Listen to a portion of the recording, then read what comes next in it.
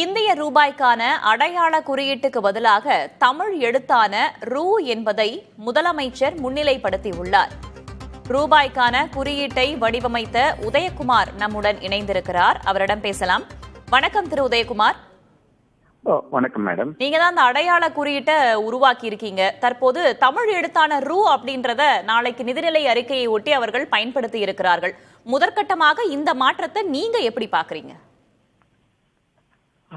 எனக்கு இப்பதான் மேடம் இந்த விஷயமே தெரியும். ஸோ ப்ராபபிலி அரசாங்கம் முடிவு எடுத்திருக்காங்க. ஸோ ஏதாவது ஒரு டெஃபினட்டா ஒரு வேலிட் ரீசன்ஸ் இருக்கும். ஸோ அது எனக்கு தெரியலீங்க. பட் ஸோ இப்போ இதுவே எனக்கு புதுசாக தான் இருக்கு. எனக்கே ஒரு நியூஸாக தான் இருக்கு. ஸோ அதனால இப்போதைக்கு எனக்கு என்ன சொல்லணும்னு எனக்கு தெரியலீங்க.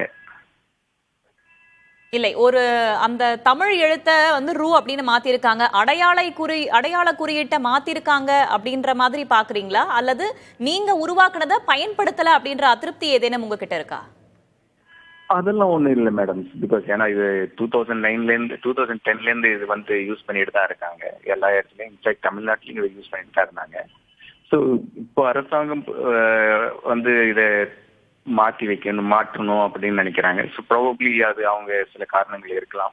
ஸோ அது எனக்கு தெரியல. ஸோ அதனால எனக்கு ஒரு வருத்தமோ கவலையோ அப்படி எதுவும் இல்லைங்க. ஸோ சரி, உங்களுக்கு அது தொடர்பாக வருத்தம் எதுவும் இல்லை, கவலை எதுவும் இல்லை அப்படின்னு சொல்றீங்க. ஆனா தமிழர் வடிவமைத்த ரூபாய் குறியீட்ட திமுக அரசு மாற்றி இருக்கு அப்படின்னு முதலமைச்சர் மு.க. ஸ்டாலின் மீது பாஜக தலைவர் அண்ணாமலை குற்றம் சாட்டி பேசியிருக்காரு, உங்களை முன்வைத்து. அது அவங்களுடைய கமெண்ட் ப்ரொஃபைல். ஐ மீன் ஸோ அதுக்கும் நான் என்ன சொல்றதுன்னு எனக்கு தெரியல. பட் அது அவங்களுடைய அவுத்தரம். அப்கோர்ஸ் நான் தமிழ்நாட்டிலேருந்து தான் வரேன். ஸோ டெஃபினெட்லி நான் ஒரு தமிழனா இருந்து அப்கோர்ஸ் என்னுடைய டிசைனை அரசாங்கம் அங்கீகரித்து அதை யூஸ் பண்ணியிருக்காங்க. ஸோ அதுவே எனக்கு ஒரு பெருமையான ஒரு விஷயம், சந்தோஷமான விஷயம். பட் ப்ராபபிளி இப்போ உள்ள அரசாங்கம், தமிழ்நாடு அரசாங்கம் அதை மாற்றணும்னு நினைக்கிறாங்க. லைக் ஐ செட், அது பல காரணங்கள் இருக்கலாம். ஸோ அது எனக்கு தெரியல என்னன்னு. ஸோ அது தெரியாத போது நான் என்ன கமெண்ட் பண்றதுன்னு எனக்கு தெரியல. சரி, இது தொடர்பாக வருத்தமோ கவலையோ இல்லை அப்படின்ற மாதிரி குறிப்பிட்டிருக்கீங்க. நீங்க இந்த ரூபாய்க்கான அடையாள குறியீட்டை உருவாக்குனீங்க இல்லையா, அதை எப்போது நீங்க உருவாக்குனீங்க, எப்படி உருவாக்குனீங்க, அது தொடர்பாக கருத்துக்களை பகிர்ந்து கொள்ள முடியுமா? இது 2009ல இந்திய அரசாங்கம் இந்திய குறியீடுக்கான ரூபாய்க்கான குறியீடுக்கு காம்படிஷன் அனௌன்ஸ் பண்ணியிருந்தாங்க. அந்த போட்டியில நானும் கலந்துக்கிட்டேன். இது இந்தியா நேஷனல் லெவல்ல இதை அனௌன்ஸ் பண்ணியிருந்தாங்க. ஸோ அப்ப நான் அதுல சில இதுவும் கிரைட்டீரியாவும் வச்சிருந்தேன். இதெல்லாம் அது ஃபுல்ஃபில் பண்ணணும் அப்படின்னு, இதெல்லாம் அது பிரதிபலிக்கணும்னு. அதுல ஒரு இதுல இந்திய கலாச்சாரத்தையும் இந்திய பண்பாட்டையும் இந்த குறியீடு பிரதிபலிக்கணும்னு சொல்லியிருந்தாங்க. ஸோ நான் அப்ப நிறைய ஆராய்ச்சி பண்ணிட்டு இருந்தேன். இந்திய உள்ள மாநிலங்களில் உள்ள எழுத்து வடிவங்களை பற்றி நிறைய ஆராய்ச்சி பண்ணியிருந்ததுனால ஸோ நான் தேவனகிரி ஸ்கிரிப்டும் லாட்டின் ஸ்கிரிப்ட் இங்கிலீஷ் அதுக்காக ஆரும் ராவும் எடுத்து அதை ரெண்டுத்தையும் கம்பைன் பண்ணி ஒரு அப்ரிவேஷன் மாதிரி நான் டிசைன் பண்ணியிருந்தேங்க. ஸோ ஆர் ருபீஸ், ர ருபியா. ஸோ ரெண்டுமே இந்திய குறியீடை தான் இந்தியன் கரன்சியை தான் குறிப்பிடுது. ஸோ அதுதான் ஒரு பிலாசபிக்கல் ஐடியா பிஹைண்ட் அந்த சிம்பிளுக்கு.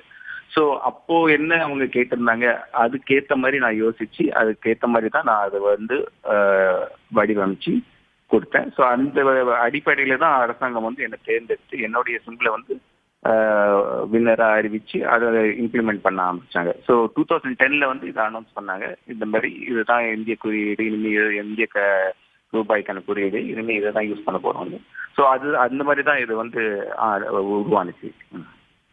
சரி, நீங்கள் கொடுத்த பரிந்துரை அவர்களால் தேர்வு செய்யப்பட்ட பிறகு தேர்ந்தெடுத்துட்டாங்க அப்படின்னு சொன்னதுக்கு அப்புறம் நீங்க யாரை போய் முதல்ல சந்திச்சீங்க? ஏன்னா திரு அண்ணாமலை அவர்களுடைய பதிவுல நீங்கள் திமுகவை சேர்ந்தவர் அப்படின்ற மாதிரியும் குறிப்பிட்டிருக்காரு. முன்னாள் திமுக எம்எல்ஏவின் மகன் அப்படின்னு குறிப்பிட்டிருக்காரு. ஆமாங்க, ஆமா. எங்க அப்பா முன்னாள் எம்எல்ஏ தான். அது நான் பிறக்கிறதுக்கு முன்னாடியே அவர் எம்எல்ஏ இருந்தாங்க. இப்போ அரசியல் இல்லை, அவரு எங்க ஊர்ல இருக்காங்க. ஸோ அது நான் எங்க அப்பா என்னை அரசியல் எதுலையுமே ஈடுபடுத்தினதில்லை. நான் மோஸ்ட்லி என் படிப்பு டிசைன் அந்த மாதிரி தான் நான் போயிட்டு இருந்தேன். ஸோ இப்பயும் நான் இங்கே குவாஹாத்தியில டிசைன் டிபார்ட்மெண்ட்ல நான் வேலை பார்த்துட்டு இருக்கேன். ஸோ அதனால ஸோ அப்பா எம்எல்ஏவா இருந்தாலும் அவர் எங்களுக்குன்னு ஒரு வாழ்க்கைய அமைச்சிக்க சொல்லி அவரை விட்டுட்டாரு. அவர் எப்பயுமே எங்களை வந்து அரசியல்ல ஈடுபட விட்டது கிடையாது. நாங்களும் இன்ட்ரெஸ்ட் எடுத்துக்கிட்டது இல்லை. ஸோ அதனால இது வந்து ஒரு கோயின்சிடென்ட். ஸோ அதுதான் நான் சொல்ல முடியும். அது தவிர்த்து வேற எந்த ஒரு கனெக்ஷனும் எனக்கு தெரியல. சரி, நீங்கள் திமுகவை சேர்ந்தவர் கிடையாது, ஆனால் ரூபாய் என்று என்று மாற்றியதில் உங்களுக்கு வருத்தமோ கவலையோ கிடையாது அப்படின்னு சொல்லியிருக்கீங்க. நன்றி திரு உதயகுமார், இணைப்பில் வந்தமைக்கு.